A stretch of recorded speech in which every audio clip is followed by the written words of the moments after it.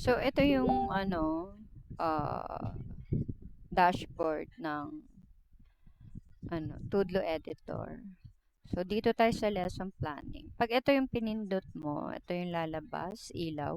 So, lagay mo lang yung grade level, title, pangalan. 5 sessions, importante na yun muna unahin mo.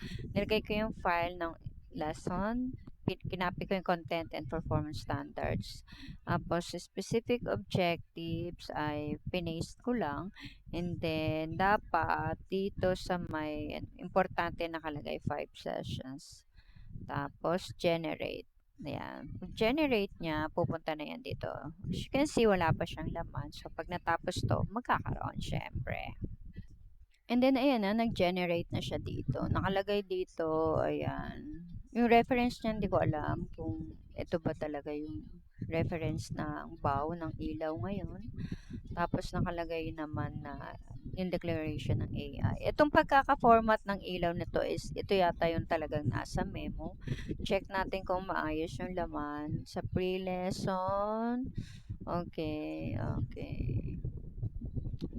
Ang gusto ko kasi mangyari since nag-upload ako ng PDF, gusto ko makita na yun din yung nandyan.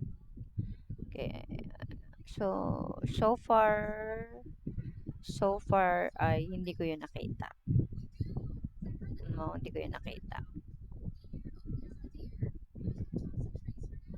Balik tayo dito. Dito naman tayo sa DepEd Trimester AI Planner. Yan, dito tayo.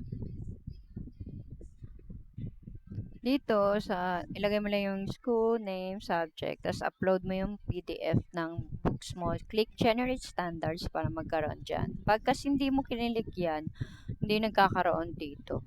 Tapos click mo lang itong mga content hanggang 5. So, ayan, pagkalagay mo na yan, i-generate mo, procedure completed. Makikita mo na rin yung lesson plan dito. So, ito, mga ilang beses ko na to nagawa.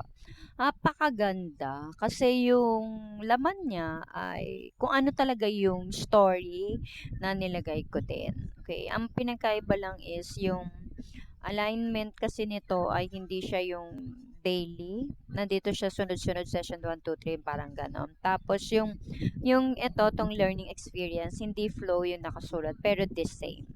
So, kung meron ka namang format na paglalagyan, yung talagang bigay ng supervisor, copy paste mo lang. There you are. Meron ka ng pangmalakasang lesson planning ng ilaw. Thank you for watching.